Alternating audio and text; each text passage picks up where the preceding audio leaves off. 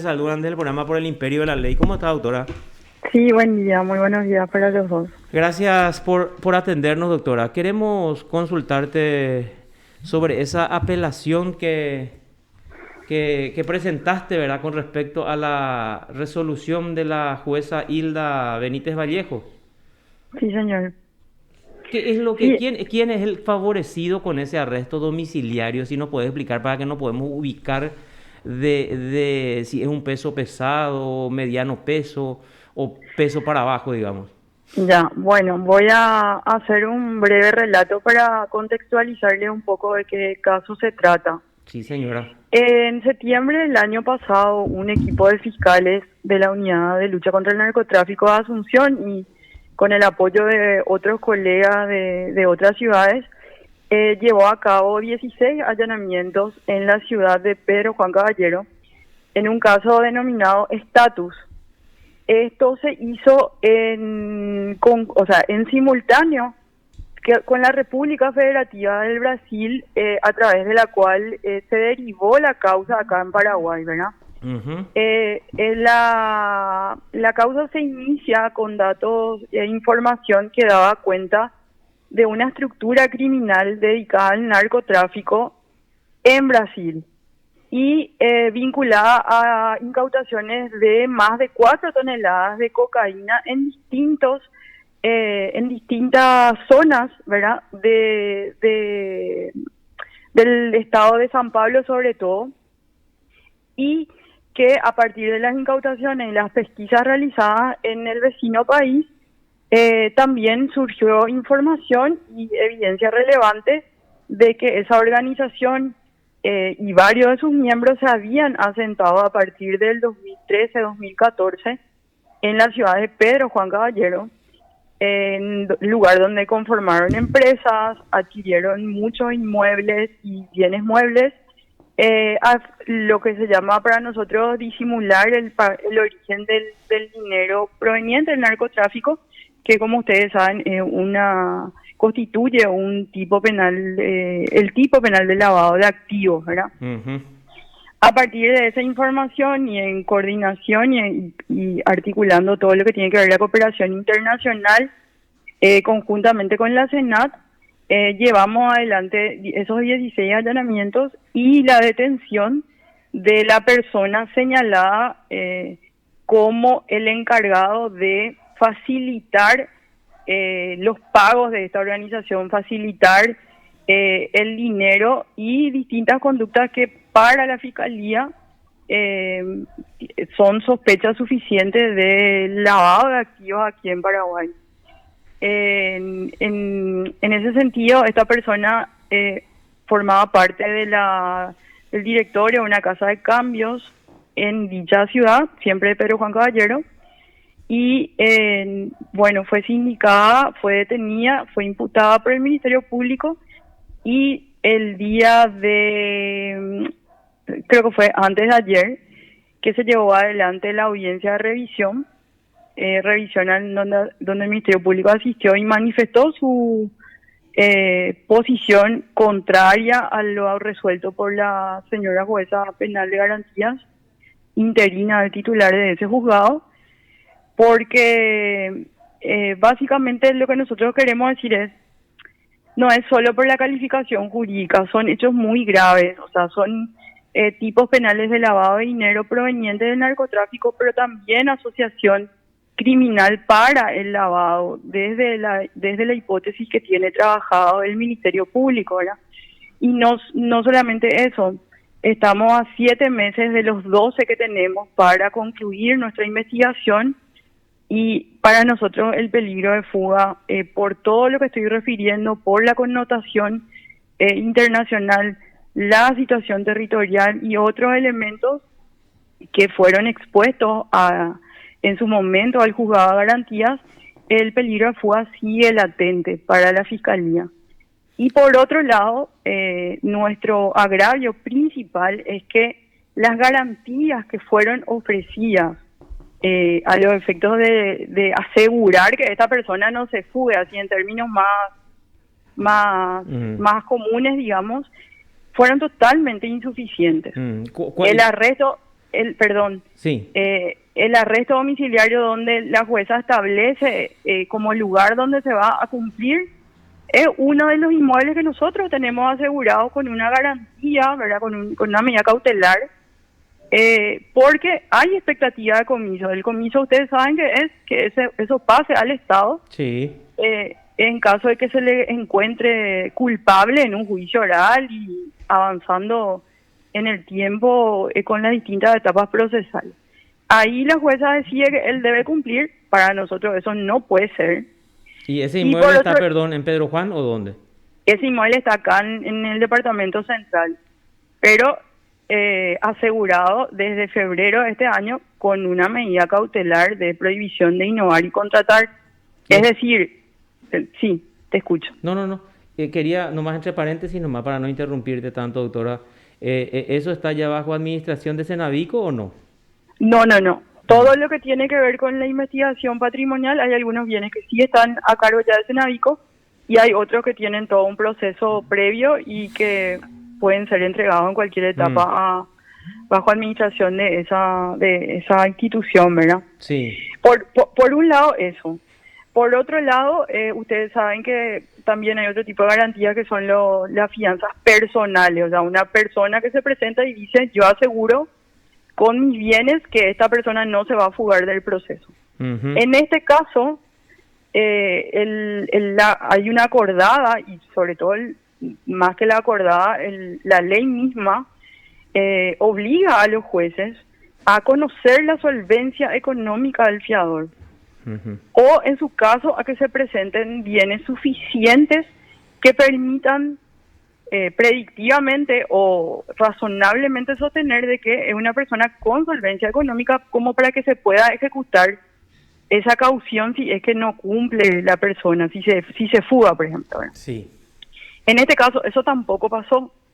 El Ministerio Público también manifestó en la audiencia de revisión de que no se conocía la solvencia económica de esta persona. Se presentaban documentos que a criterio de la Fiscalía fueron insuficientes y en lo resuelto por la señora jueza se le otorga otra vez 24 horas para que esa persona acredite un inmueble para asegurar esto que estamos hablando, ¿verdad? Su posición, su solvencia económica, digamos, ¿verdad? Pero sin embargo, al mismo tiempo otorga la medida. También eso fue uno de los motivos de la apelación, ¿verdad? No se puede dejar en expectativa una garantía, así al contrario, primero se tiene que asegurar y luego decidir lo que se tenga que decidir, ¿verdad? Claro. Entonces, esa contradicción también de la propia resolución fue lo que motivó que el ministerio, más allá de todo lo que comenté inicialmente, fue lo que motivó la presentación del recurso de apelación, y eso fue presentado el día de ayer, pasado el mediodía. Ahora, doctora, y en la fundamentación de la resolución de la magistrada, ¿cuál fue su fundamento para darle arresto domiciliario? ¿Qué es lo que para ella cambió dentro del transcurso de la investigación, verdad? Porque para dar una medida restrictiva menos gravosa tiene que cambiar sustancialmente algo. Así mismo.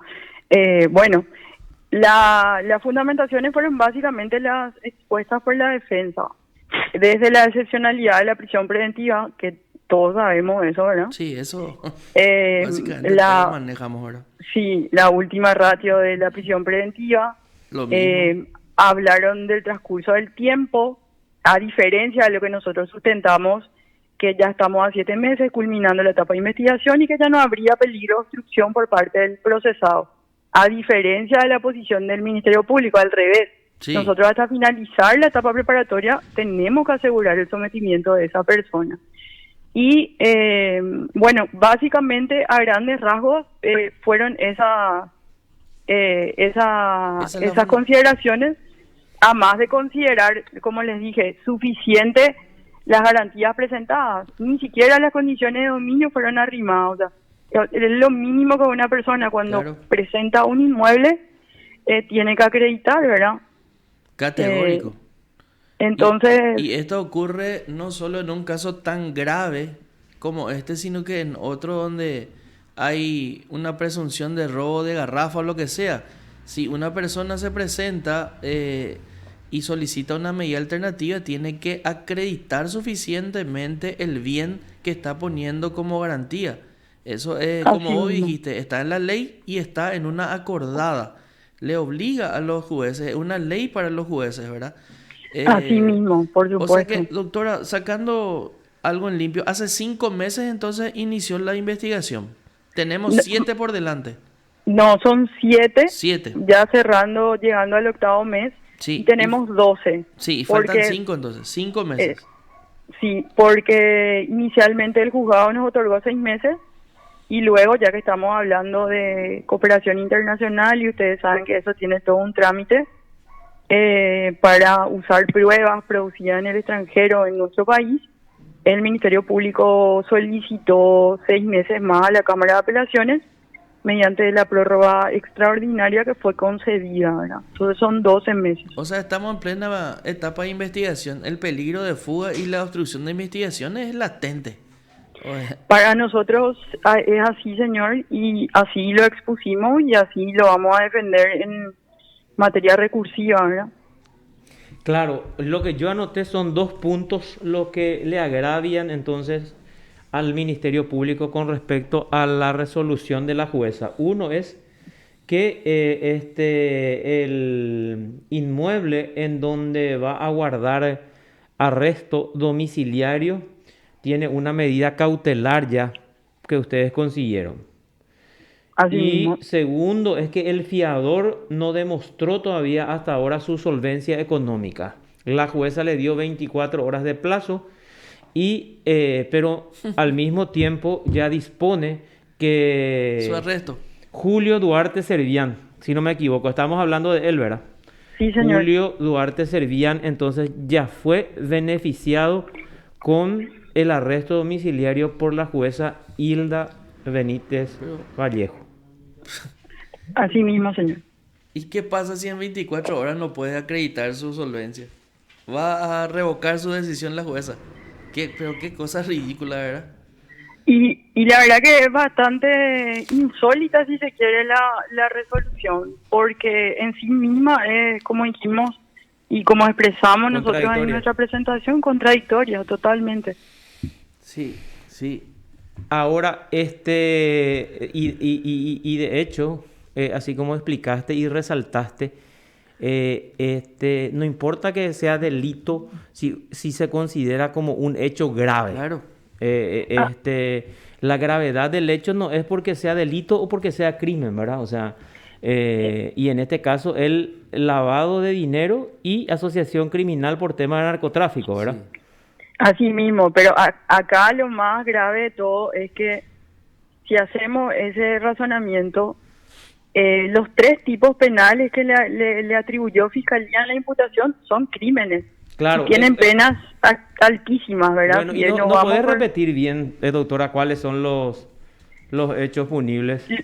los tipos penales que le fueron atribuidos al señor, y cabe la aclaración, en grado de sospecha, por supuesto, Claro. que le rige la presunción de inocencia hasta que una sentencia a un tribunal diga lo contrario, son los previstos en los artículos 42 de la Ley de Drogas, que es la asociación criminal para el tráfico internacional, Y ese tiene una expectativa, no, es de hasta 15 años. de 5 a 15 años, Sí. exactamente. El 42. artículo 44 de la misma Ley de Drogas, que también Sí. tiene prevista un marco penal de 5 a 15 años, en la parte, pues son 3 leyes penales dentro del 44, en la parte de beneficiarse económicamente del producto de la comercialización, y el 196 del Código Penal, que es el lavado de activos, asimismo. Esos son los tipos penales que le fueron atribuidos al señor Duarte. O sea, los cargos que tienen grave, encima son grave, muy graves. grave. O sea, él luego su pena mínima para compurgar es de 5 años, vamos a suponer. Sí. Así Sí, entiendo mismo. bien. O sea, porque es de 5 a 15. Entonces, Es la para mínima 5. Sí. 5 años. O sea, Y si estamos se- ante y un si- crimen Y si estamos Además, ¿verdad? hablando de un concurso en el momento de la sentencia, podíamos Sí, superar incluso los 25 años de cárcel.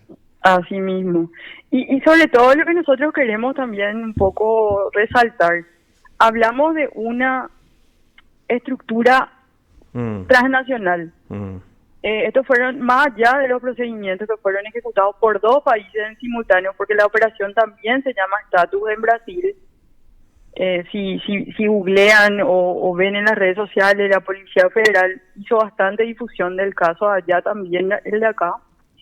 Eh, no podemos nosotros desconocer de lo que implica eso, de toda la energía Sí, criminal, sí. de todo, o sea, hay que estimar de otra manera y ver desde la perspectiva del delito transnacional este tipo de casos, ¿verdad? Sí, ¿cómo quedamos con esa cooperación internacional nosotros, verdad? O sea, eh, algo así como que a ver, un poco hermanos brasileros se matan trabajando por un caso, nosotros hacemos lo mismo y de repente aparece una jueza que ni siquiera es la titular del caso, Eso es muy importante aclarar. ni Gustavo siquiera Amarilla es es el la titular, ¿verdad? titular del caso, le da un arresto Exactamente. domiciliario en un caso gravísimo. Que ya Eh, ocurrió con ella en el caso de la doctora Lizzy Sánchez, en Sí, otro caso similar, que es el contador de Cabeza cabeza Branca. branca, sí señor. Y hay una furibunda nota de la doctora Lizzy Sánchez a la corte en la cual pidió que no le interine más Hilda Benítez. Dice que hay que mirar bien los términos de esa nota. Sería importante conseguir la nota elevada por Lizzy Sánchez, en donde Sí. pide a la corte que inmediatamente le desafecte a Hilda Benítez Vallejos del interinazgo de su juzgado mientras dure este tema de trabajo por cuadrilla. Bueno, entonces así estamos mismo. ante, lo que podemos hablar entonces es de el imputado, según el Ministerio Público, hay fuertes indicios de que el mismo formaría parte entonces de una organización criminal internacional. Sí, Así mismo, y quizá el detalle final sería que hay varias personas vinculadas a esta causa que están con orden de captura internacional solicitada y tramitada acá en nuestro país, ¿verdad? Una de ellas es precisamente la esposa del señor Duarte Servián. Ah, tiene orden de Entonces, captura internacional. así mismo. ¿Y cómo se llama su esposa? La señora Noelia Jiménez. Noelia Jiménez. Entonces, ella tiene orden de captura internacional. Y sí. esto, o sea, este señor Servián, entonces, a ver, un poco, era dueño de la casa de cambio Zafiro o algo así, ¿verdad? ¿O cómo es que se llama la No, casa? ¿O cómo es? él Ok. integraba la nómina directiva de una casa de cambios de nombre Zafra. Zafra. Zafra. Sí. Exacto, Zafra, Zafiro, digo, Zafra, entonces, es el nombre de la casa. Entonces, sí, entonces nuestro trabajo respecto a él, más allá de que ustedes saben que las conductas penales son personales, ya que en nuestro país no tenemos prevista la responsabilidad penal de personas jurídicas, nuestro trabajo se enfocó a ver si esta persona utilizó o no el sistema legal de la casa de cambio o si lo hizo de manera personal, ¿verdad? Ahora, esto, bueno, a ver un poco, redondeemos entonces, ¿cuántos imputados hay en esta causa, doctora? En esta causa hay 4 imputados. Mm, 2 o sea, en estado de rebeldía, rebelde al proceso y con orden de captura internacional. ujú. En los distintos allanamientos que realizamos para efectivizar las detenciones de estas 2 personas, no estaban en los lugares, ¿verdad? Se habían fugado, digamos. Claro, y el otro imputado que está detenido, este está privado de su libertad. ¿Y cuál es el nombre Es de? es Sí, una señora, es la esposa de uno de los rebeldes rebeldes. también, sí. Y esta señora está privada de libertad por los mismos tipos penales. ¿No te acuerdas, doctora, el nombre? Isaura Sánchez, Isaura Sánchez. así Y, es. y este señor Julio Duarte Servián, ¿ya había solicitado o no la revisión de medidas ante el juez Gustavo Anteriormente. Amarilla o ahora esperó que alguien entre de turno y presentó ese pedido de revisión? No, es la primera vez que plantea una revisión. Y la estructura criminal, según la sospecha del Ministerio Público, ¿cuánto dinero manejó o cuánto es el monto de lo que se puede hablar en esta causa, doctora? Y yo en ese mismo momento no quiero arrimar ningún número ni nada, porque como les dije, estamos en plena etapa investigativa. Aún me puedo quedar corta o puedo quedar exagerada. Entonces, objetivamente, ¿qué tenés embargado? Por ejemplo, la casa en donde va a guardar el arresto domiciliario, Duarte Servián, es acá en el departamento central. ¿Tenés el costo aproximado, por ejemplo, de esa vivienda o es una vivienda sencilla? según la propia tasación presentada en la audiencia, es de $1.200.000 el valor de la propiedad. O sea que ellos ofrecen como garantía ese bien que ustedes tienen embargado. Así mismo. No es embargo la figura. O sea, la inhibición. Exactamente. Nosotros usamos una figura que es la que prevé la nueva ley de comiso, bueno, en realidad desde el 2019, y la acordada en todo lo que tiene que ver con conservación de bienes eventuales a comiso, y es la prohibición de innovar y contratar el estado jurídico. Sí. Así mismo. Que según nos había explicado la directora de registro, que es la forma más efectiva, porque en cuanto al embargo no era tan efectivo, ella siempre explicaba. Así mismo, es la figura que verdaderamente congela la situación de un Y bueno, bien. entonces ellos se presentan y dicen, nosotros ponemos como garantía un inmueble que nosotros. Ellos no está tienen bajo su disposición. Sí. Así mismo.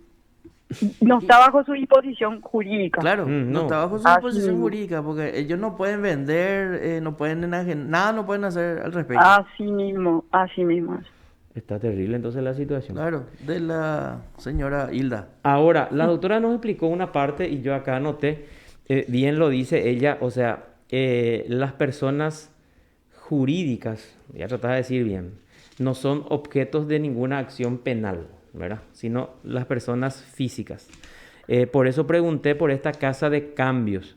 En todos estos procedimientos que la unidad antidrogas realiza en diferentes puntos del país, vemos siempre metidas casas de cambios. En Ciudad del Este, en Pedro Juan, en Salto del Guairá, donde sea.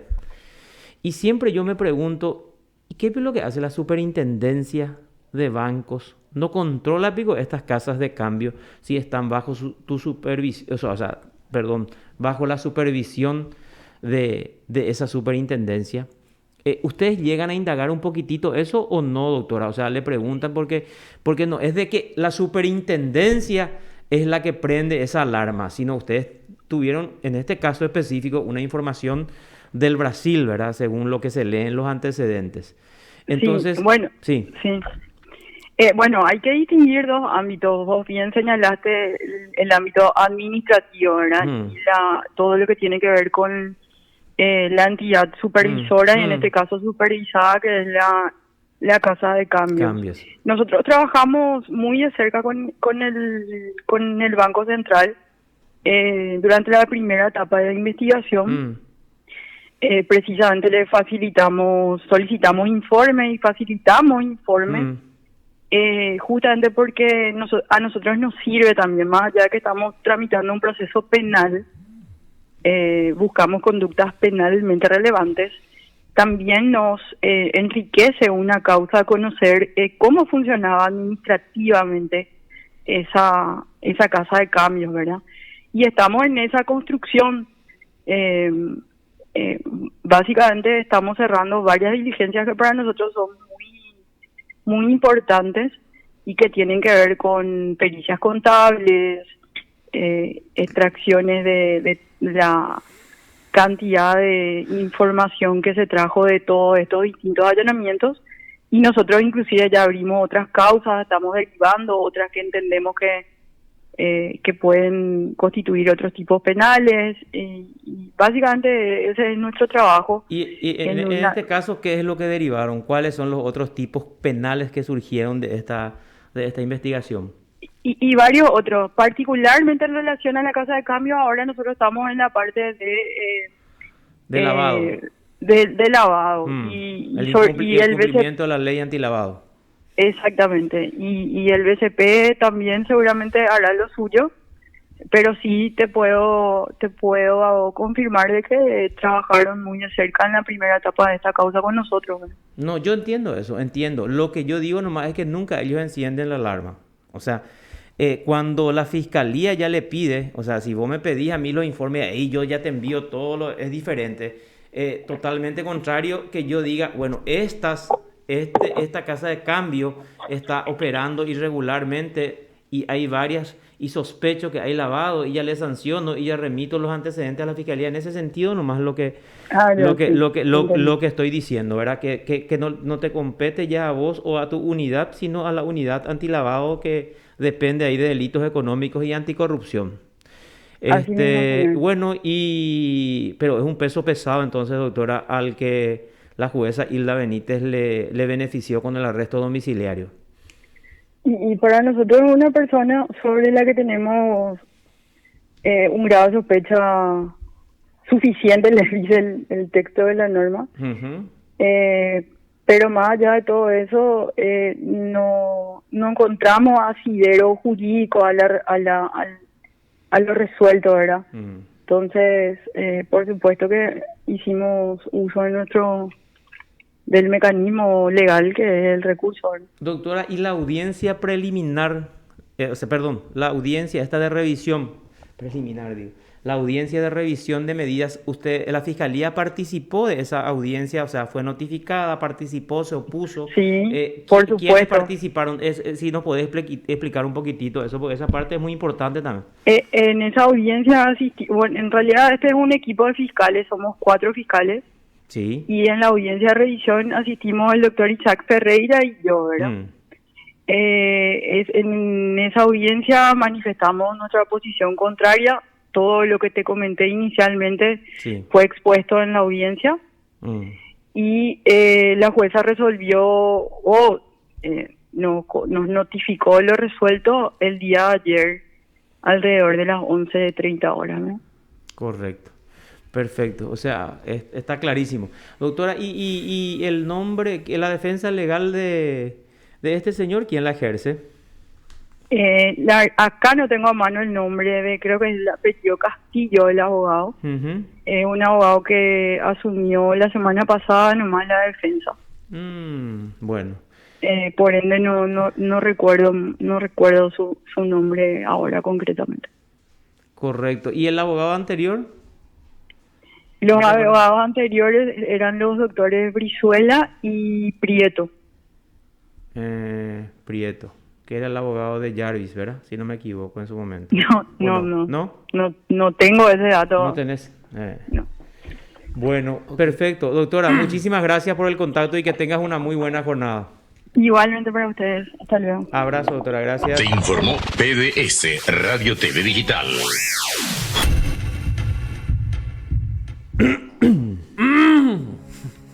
Qué desastre. Y la corte no hizo nada todavía. Ya llegué donde.